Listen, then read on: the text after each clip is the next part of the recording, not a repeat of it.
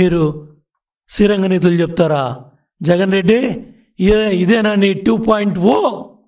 అందుకే నచ్చించుకుంటున్నావు రోజు వచ్చి. ఏనంట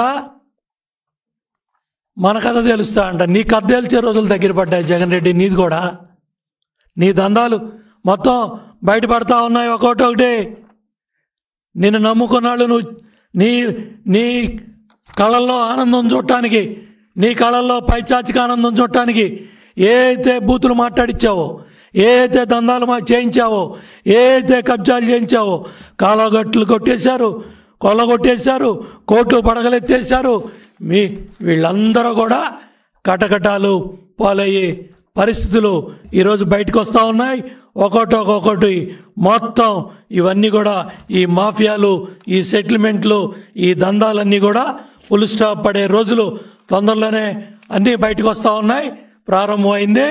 మొత్తం ఒక్కొక్కడు ఏ విధంగా సంకల్ప సిద్ధి, పేదవాళ్ళు, దాన్ని కూడా దందాగిరి చేసావు.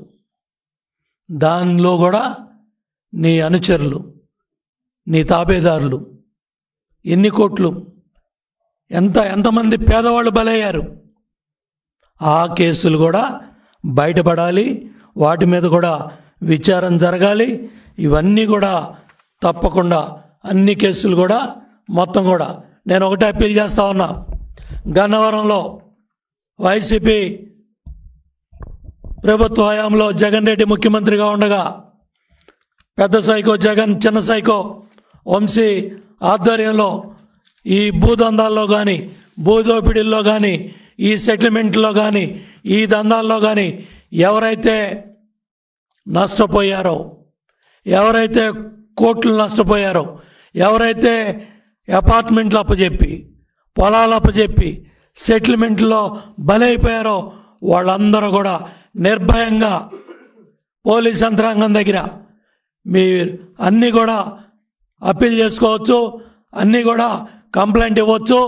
తప్పకుండా అన్ని విధాలుగా కూడా విచారణ జరిగి భవిష్యత్తులో ఇటువంటి సైకోలు, భవిష్యత్తులో ఇటువంటి పైచాచిక ఆనందం పొంది, ఇటువంటి బూతు భాషలు మాట్లాడేవాళ్ళు, ఇటువంటి దందాలకు పాల్పడేవాళ్ళు, ఇటువంటి దుర్మార్గాలకు పాల్పడేవాళ్ళు, ఇటువంటి సైకోలు భవిష్యత్తులో ఆంధ్రప్రదేశ్ రాజకీయాల్లో ఎవడు కూడా ఇటువంటి తప్పులకి పాల్పడకుండా కఠినమైన చర్యలు తీసుకోవాలని పోలీస్ యంత్రాంగాన్ని, ప్రభుత్వాన్ని కోరుతా ఉన్నాను. ఎవరైనా సరే బాధితులంతా కూడా కంప్లైంట్ చేయొచ్చు. ఆల్రెడీ విచారణలో ఉన్నాయన్నీ కూడా తప్పకుండా కేసెస్ అన్నీ కూడా ఫైల్ అయ్యి చర్యలు తీసుకోవాలని కూడా ప్రభుత్వాన్ని కోరుతున్నాను.